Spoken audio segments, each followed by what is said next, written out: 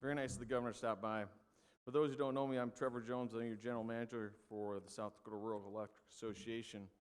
And I used to work for Governor Dugard, so I'm used to following behind governors, and I'm used to nobody listening to me, so don't be offended. So real quick, I'll just have some notes, and Don, it just worked out, so the governor's going to take some photographs, so he's going to do that, and to keep the program moving and you guys and gals to get on the road safely, I'll just do my part, and then when Don comes back, do his part, and we'll continue on with the agenda. Having the governor here obviously was very, very honored for it, but it does kind of put a kink in our schedule, but we're going to do our best to keep it going. So thank you again for all attending your statewide annual meeting and being engaged in the discussions and dialogue that are taking place. It's been a pleasure to see all of you, to spend some time in fellowship and enjoy a good meal, and to attend to your business of your statewide. There have been some significant changes at your statewide over the past 18 months. We've seen nearly half the staff change over, which represents almost 100 years of institutional knowledge. While I think I should recognize the contributions of all the individuals whose labor and passion for the cooperative movement have led the organization to this point, I'm also extremely excited about being in position to embrace these changes while setting the course for a successful future. We have an experienced and dedicated board that's eager to lend guidance and leadership and establish new policies to make SDREA a more effective and responsive organization. We have a staff in place to take your statewide and all your member cooperative to greater heights. The most recent addition to our staff, as I mentioned this morning, is Greg Dean. He comes to us with a deep background and keen understanding of the South Dakota legislature and the legislative process. He spent nearly 2 decades as the chief lobbyist for South Dakota Telecommunications Association and knows how cooperatives work. He'll be a great addition and asset to our lobbying efforts as we strive to make sure our lawmakers know who we are and that they are here, that they should hear the concerns of us, those from the cooperatives. One of the key messages we need to communicate to our lawmakers is that change is indeed constant in our industry, and it's coming at breakneck speed. As I expand my personal knowledge regarding the cooperatives, those who have spent many years in the cooperative realm tell me that they're also having to adjust and to adapt to rapid and unprecedented change. 2 areas in particular that have drawn my attention I'd like to touch on just briefly: cybersecurity and, of course, electric vehicles. Cybersecurity is critical to our ability to deliver safe, reliable, affordable power to our members and their families and the businesses they serve.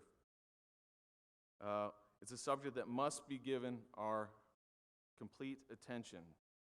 While cybersecurity may not be top of mind until the databases of well-known brands such as Amazon, Target, Yahoo, Sony get breached, the reality is that each year U.S. companies and private citizens lose billions of dollars to cyber sabotage. Sorry about that. And that includes your cooperatives. What we need to do is focus more on how do we combat cybersecurity and ransomware as they attack our cooperatives each and every day. You are the individual that can help with that. You are the weakest link. The individual at home or the individual at your cooperative that clicks on the mouse each and every day, that looks at those emails. Do your best to each and every day focus on what we would call cyber hygiene. As you look at those emails, there's the IT personnel at your cooperative has already established a way for you to recognize that email could be dangerous. And so as you monitor those emails and look at those, be careful what you click on. Cybersecurity is one of the most rampant ways where you can bring your cooperative to a halt and therefore no longer provide that reliable, safe, affordable energy to your customers. Mother Nature can also bring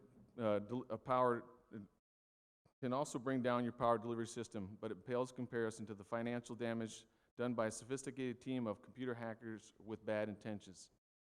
Smart grid technology has enabled us to deliver a more expansive menu to our services to our members, such as load management programs, automated metering system, member account management applications, and much more.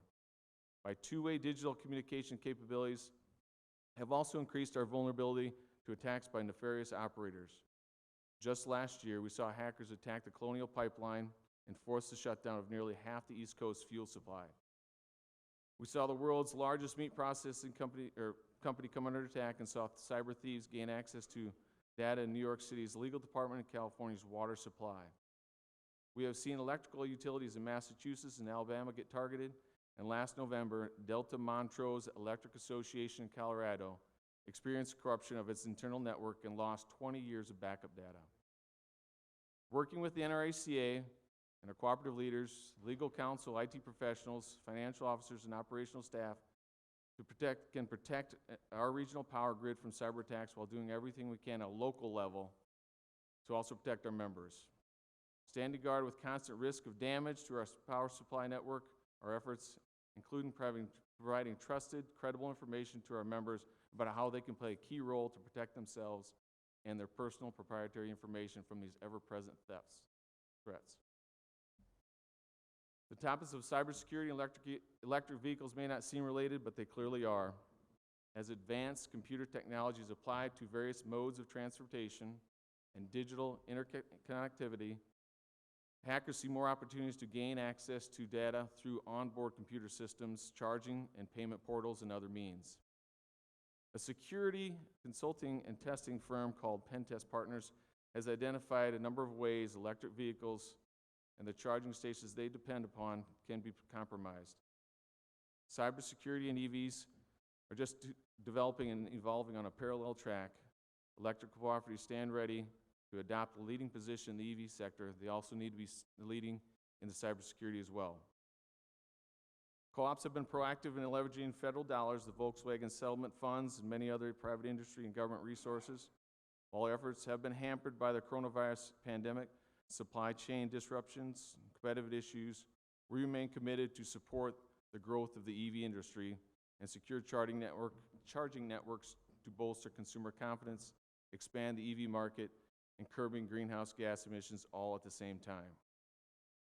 It should be noted that accomplishing these goals also includes the expansion of the charging network from interstates to the state highways and smaller thoroughfares that lead through our rural towns and communities. Electric cooperatives have always been inspired by serving consumers who reside outside the urban centers, and the expansion of the EV charging network will be no different. As we look forward to the legislative session, our intention is to engage with our elected officials and carry the message that our cooperatives remain actively involved and highly interested in the prosperity of our members and communities we serve. In closing, I'd like to thank all of you who helped to make our series of legislative forums a tremendous success. We're able to have direct interaction and meaningful conversation with more than 40 legislators in Aberdeen, Sioux Falls, Yankton, Rapid City, Watertown, and Mitchell. We're able to explain our positions on the issues I've covered in this presentation and others. Most importantly, our legislative team will continue to convey one simple message to our representatives and peers. Our cooperatives are committed to advocating for the best interests of our members, owners, just as we have been doing for almost 80 years. Thank you for your time and attention in attending your annual meeting. I look forward to working with each of you and make our electric cooperative system stronger, more responsive, more effective in the months and years to come. Thanks for your time.